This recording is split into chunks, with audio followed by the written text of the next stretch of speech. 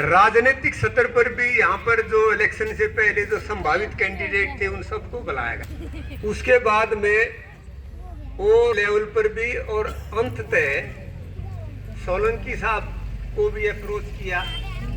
और जैसे मुझे पता चला कि अपने से पहले वक्ताओं के माध्यम से कि उन्होंने आश्वासन दिया है, तो ज़्यादा डिटेल में इस बात का भाई किस उद्देश्य पर और क्या परिस्थिति है और क्या स्थिति है और लोगों के सामने कितनी बड़ी समस्या है, उन सब को मैं रिपीट ना करता हुआ, क्योंकि उनका भी टाइम कीमती है और मैं अच्छा भी नहीं लगेगा।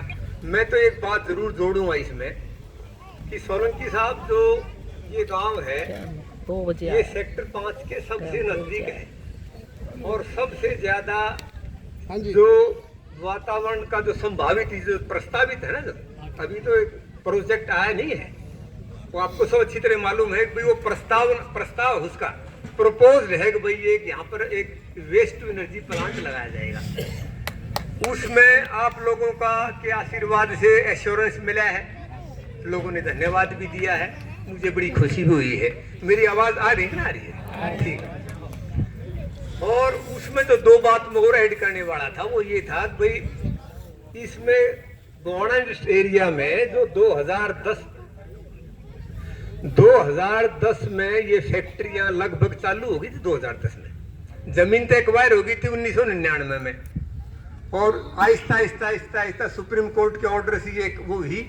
और फिर वो जितनी भी घरेलू छोटी छोटी इकाइयां गांव के अंदर स्थापित कर रखी थी, गांव में भी जीना दुभर हो गया था, लोग किराए के लालच में सब ने ये दे रखी थी फैक्ट्री। और ये मुद्दा फिर गया सुप्रीम कोर्ट में 1992-93 के आसपास, और उसका रिजल्ट ये रहा है कि उन्होंने ऑर्डर किया कि सारी की सारी ये रेजिडेंशियल एरिया से डिसलोकेट होकर के वहां किसी एक प्रॉपर उचित स्थान पर वो उसमें 98-99 में ये मिल गया था मुआवजा लोगों को। और 2010 में काफी फैक्ट्रियां आ गई थी यहाँ पर, उसमें काफी फैक्ट्रियां हैं प्लास्टिक का काम करने वाली, ट्रीट करने वाली, और वो फैक्ट्रियों का जो धुआं या जो वैसे पोल्यूशन को खराब करने वाले जो तत्व निकलते हैं वो प्लस में ये जो संयंत्र जो प्रस्तावित है, दो चीज होगी ना, जो फैक्ट्रियां ऑलरेडी काम कर रही थी उसको भी बर्दाश्त कर दिया इलाके के लोगों ने, ये सोचकर भाई चलो सारी इच्छाएं तो आदमी सब काम अपने अनुकूल भी नहीं होते, ये कि हमारी ख्वाहिशें बहुत होती है जिंदगी भर, लेकिन सारी की सारी जो हम प्रतिक्रियाएं जो एक्सपेक्ट करते हैं वातावरण से, समाज से, दोस्तों से, पड़ोसी से, वो अनुकूल भी नहीं होती है, संभव भी नहीं है।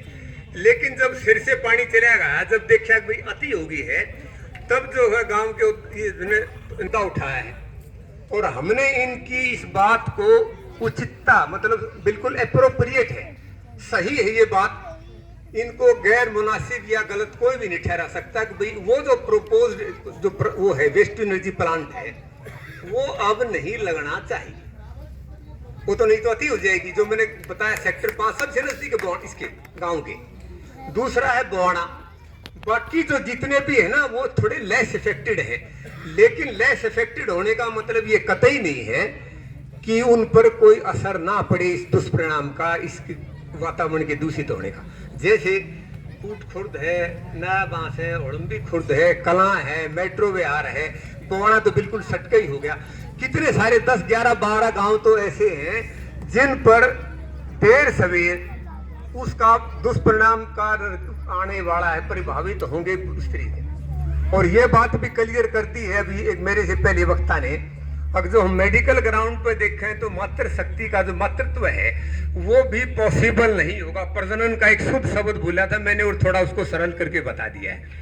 अब भाई वो भी मेडिकल ग्राउंड पर डॉक्टर्स ने एडवाइस किया कि भाई ऐसे वातावरण में जहाँ इतनी जहरीली गैस आती हो और वहाँ तो फिर से मामला जो है, और हमारा जीवन का जो मूल आधार है ना वेदों के बता रहा हूँ, और ये बात सर्वमान्य भी है और जो विचारशील पुरुष होंगे इस बात को स्वीकार भी करेंगे कि हवा, शुद्ध पानी और शुद्ध भोजन वो हमारे जीवन को चलाने के लिए एक लाइफ लाइन है।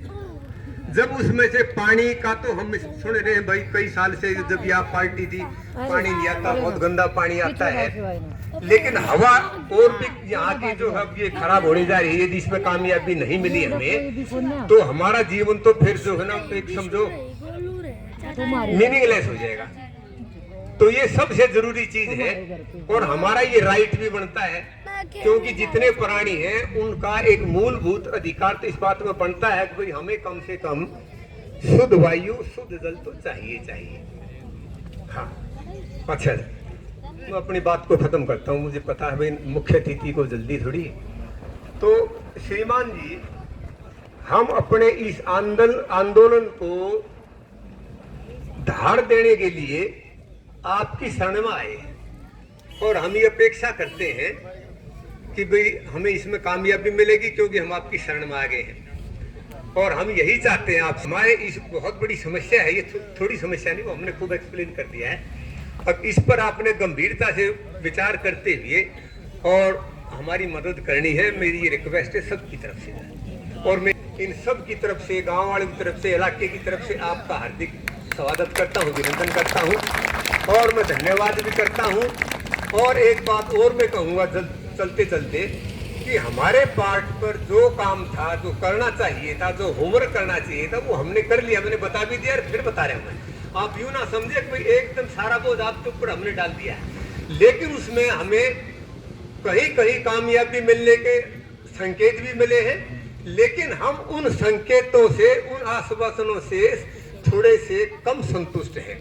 हम आपके आश्वासन से ज्यादा संतुष्ट है, ये हमारी आत्मा मानती है। मैं अपने इसी बात को लेकर के अब अपनी वाणी को विराम देता हूँ। आपका बहुत बहुत धन्यवाद, आपने मेरी बात सुनी, मुझे समय दिया।